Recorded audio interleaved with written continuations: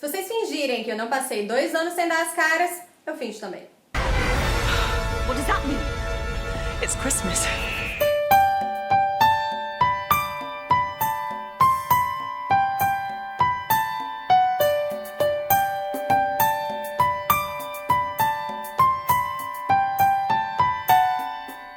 Oi, gente! No começo de novembro me mandaram a notícia de que a BBC está preparando uma adaptação de um conto de Natal do mesmo criador daquela série Peaky Blinders sobre a gangue irlandesa dos anos 20, super não natalino. Fui ver o trailer e o negócio tá realista, tá meio aterrorizante. E nos comentários a galera não curtiu muito isso não. Vi muita gente falando que eles estavam querendo ser melhores do que Dickens, que não tinha necessidade dessa vibe tão pesada. Bom, eu não posso falar sobre a adaptação porque eu ainda não vi, mas eu confesso que eu não curto muito essa ideia de que fazer algo realista ou sombrio é sinônimo de qualidade, mas aguardemos. Mas isso não é necessariamente ruim, muito pelo contrário, mostra o leque de possibilidades que essa história tem. E para falar melhor sobre isso, eu escolhi 4 adaptações. Podia ser uma para cada domingo do Advento, se eu não tivesse atrasado no lançamento do vídeo. Começamos bem, Verônica! Eu escolhi 4 adaptações que eu particularmente considero muito boas e cada uma mostra uma faceta dickensiana diferente. Assim, dica, se eu fosse vocês, eu ficava até o fim do vídeo. Um Conto de Natal é um livro esquisito porque, curiosamente, as melhores adaptações são justamente aquelas que não seguem à risca o que está escrito, o que comprova a defasagem do conceito de que fidelidade é igual à qualidade de uma adaptação. Um exemplo disso é o Conto de Natal dos Muppets. Eu não me lembro de ter fantoches no livro do Dickens, mas eu tenho certeza que ele ia amar essa versão. De gente de carne e osso, só tem o Scrooge, que é o Michael Caine, e a irmã dele, com o sobrinho dele, até porque ia ser muito esquisito se a irmã dele fosse uma pessoa e o sobrinho dele fosse um Muppet. Mas todo o resto são Muppets, inclusive o próprio Charles Dickens. Mas apesar dessa mudança de formato, a essência da história é a mesma. E o filme é tão bom que até as músicas aleatórias são boas, elas ficam orgânicas na história, diferentemente do musical, que eu acho meio brega e previsível. E essa é uma versão bem afim com o que a gente espera de uma história de Natal. Tem aquela mensagem positiva que dá um calorzinho no coração, aquela vontade de comer rabanada. Então chama o pai, mãe, avó, filho, sobrinho, planta, cachorro, gato, enfim, para toda a família. Seguindo a mesma linha, a gente tem um Conto de Natal do Mickey. Aqui, em vez dos Muppets, nós temos a turminha do Walt Disney e não tem gente. A graça dessa versão é ver que personagem vai ser quem no Conto de Natal. No caso, o Scrooge só poderia ser o Tio Patinhas. Tio Patinhas nasceu para ser o Scrooge, tanto que o nome dele em inglês é Scrooge McDuck. O Mickey, no caso, é o funcionário do Scrooge, Bob Cratchit, e aí quando ele vai pra casa, que tem aquela família bem grande, tem um bando de filhotinho de Mickey, o pequeno Tim é um mini Mickey. Outros casos já são mais inesperados, tipo o Pateta ser o Marley. E se a versão dos Muppets me faz pensar na versatilidade da história, afinal de contas é um conto de Natal sendo contado pelos Muppets, essa versão do Mickey me faz pensar na aplicabilidade da história. Em especiais passados, no vídeo em que eu comentava fanfics natalinas que vocês me mandavam, várias delas eram versões de um conto de Natal. Snape, como Scrooge, por exemplo. E uma das que eu mais gostei, até hoje eu lembro, foi do Percy Jackson. Não entendo nada de Percy Jackson, só que eles são filhos de deuses gregos. Mas mesmo sem conhecer em absoluto os personagens, eu conseguia inferir a personalidade deles só pelo personagem que eles eram na versão do Conto de Natal. No caso, Scrooge era o Nico, e eu lembro que eu comentei, esse menino é meio gótico, e aí me falaram, ele é filho do Hades. Tudo fez sentido. E o que vemos aqui nessa aplicabilidade que eu disse que o conto do Dickens tem? Ele trata de temas que são comuns a todas as pessoas pelo simples fato delas serem pessoas. São temas universalmente aplicáveis, poderíamos dizer. Você pode tirar o Natal da equação, apresentar uma cultura que não comemore a data e mesmo assim os sentimentos, a mensagem continuam compreensíveis. A terceira adaptação escolhida vai mostrar justamente uma cultura, um contexto em que não se tem o Natal da forma como nós o conhecemos. Se trata do episódio de Natal da 5ª temporada de Doctor Who. É um episódio da era Matt Smith, do 11º Doutor. Sim, eu chamo de doutor, e se reclamar eu chamo de Dr. Ken. E é um episódio inspirado num conto de Natal, fato que é reconhecido pelos próprios personagens durante a história. Tem uma referência metalinguística no episódio. Mas essa não é uma adaptação direta, o episódio se passa em outro planeta, para começar. Um planeta onde tem peixe no céu. Mas olha que interessante, ninguém olha para um conto de Natal e vê uma história de viagem no tempo. Apesar de ter passado, presente e futuro, é uma viagem muito mais metafísica do que física. Mas Doctor Who é uma série de viagem no tempo, então eles vão investir nisso. E o resultado é genial.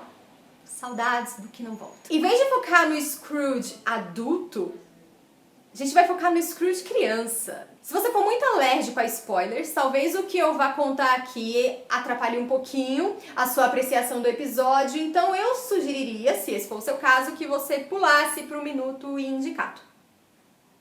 Pulou?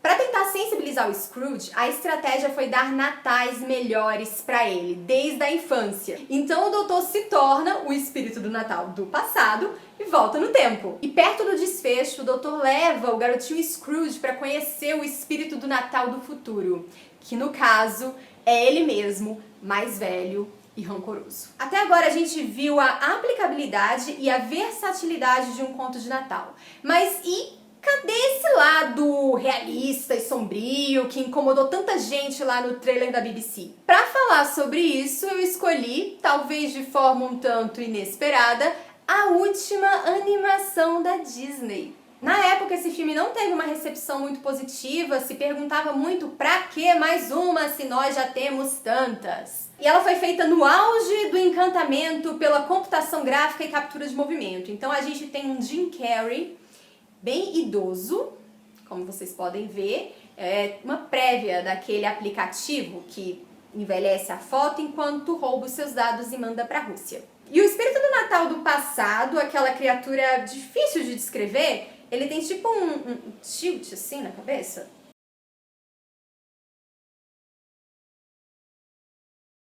Mas essa adaptação traz elementos bastante não usuais, porém muito mais próximos do texto dickensiano. Eu não sei vocês, mas mesmo tendo lido um conto de Natal, a memória que eu tenho dessa história, ela tá muito mais atrelada a um lado cômico do que a um lado assustador. O que é irônico se a gente pensar que é um cara sendo assombrado a noite inteira. Óbvio, Dickens veio forjado no humor britânico, mas ele também pegou emprestado vários elementos da literatura gótica, que nessa adaptação são recuperados. Tem muito jogo de luz e sombra, um sentimento de ameaça ora mais forte, ora mais fraco, quando aparecem os espíritos. E convenhamos, a transição do espírito do Natal do presente para o espírito do Natal do futuro é medonha. Eu parei o filme para checar a classificação indicativa, porque sem condições, Brasil. E falando nessa transição, esse filme traz uma cena que geralmente não aparece nessas versões mais excêntricas, mágicas, digamos assim. O espírito do Natal do presente mostra duas crianças pro Scrooge, duas crianças famintas, em farrapos. E ele fala, esse menino é a ignorância. E essa menina é a necessidade. E que essas duas coisas juntas, a ignorância e a necessidade, eram a origem de todas as mazelas da humanidade. Pesado, hein? E agora a gente precisa voltar um pouco para entender o contexto em que um conto de Natal foi escrito. Estamos no final da Revolução Industrial. Como vocês sabem, lembram, eu espero, causou um grande êxodo rural. As pessoas saíram do campo e foram procurar trabalho na cidade, nas fábricas. Só que chegando lá, elas não conseguiram condições de vida dignas. Fome, a pobreza, violência, mortalidade, tudo isso aumentou. E as crianças sofreram especialmente com isso. Dickens, na Inglaterra, assim como Victor Hugo lá na França, eles tinham uma preocupação muito grande com o bem-estar da criança. Até porque o Dickens sofreu isso na pele. Com 12 anos, o pequeno Charles foi trabalhar numa fábrica de sapatos 10 horas por dia, porque o pai dele foi preso por dívidas e a mãe dele ficou sozinha para cuidar de 8 crianças. Agora é interessante que o Dickens ele não faz a proposta de uma grande movimentação social para mexer nas estruturas. Ele apela para o individual, para o Scrooge que mora dentro de cada um de nós. O problema do Scrooge não é que ele não gosta do Natal, esse seria o Grinch, ou nem mesmo porque ele é rabugento. O problema do Scrooge é a indiferença. Mesmo que se mude todo o contexto da história, a indiferença continua sendo o traço principal do personagem que vai fazer as vezes do Scrooge. O episódio do Dr. Who tá aqui pra não me deixar mentir, porque é um contexto completamente diferente e o personagem que faz as vezes do Scrooge fala assim, ó, na cara do doutor, eu não me importo. E qual é a redenção do Scrooge no final? Ele começa a olhar para as pessoas. A começar por aquelas que estão bem perto dele. E aí, se cada pessoa fizer isso com outras pessoas, a gente pode até não mudar a sociedade, isso é tudo muito mais complexo, mas com certeza causar um impacto positivo na vida de alguém. E veja só, se não é sobre isso que se fala muito nessa época de Natal.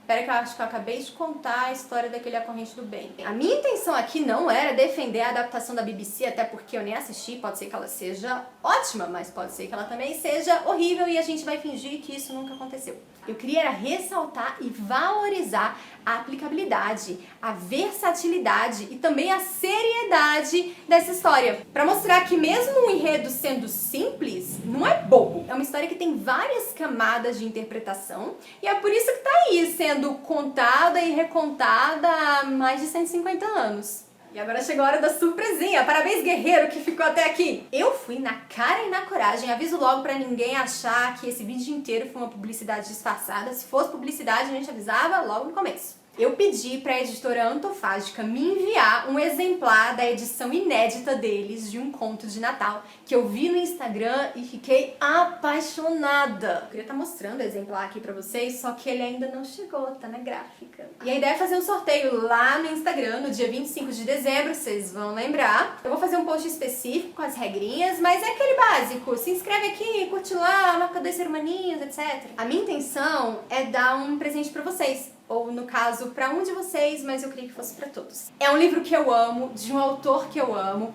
e é a minha forma de agradecimento por todos aqueles que continuaram aqui, mesmo com esses quase 2 anos de hiato, me mandaram muitas mensagens carinhosas, mensagens motivadoras. Aceitem meu muito obrigada e o meu presentinho de Natal. Tchau, tchau, e até o próximo vídeo!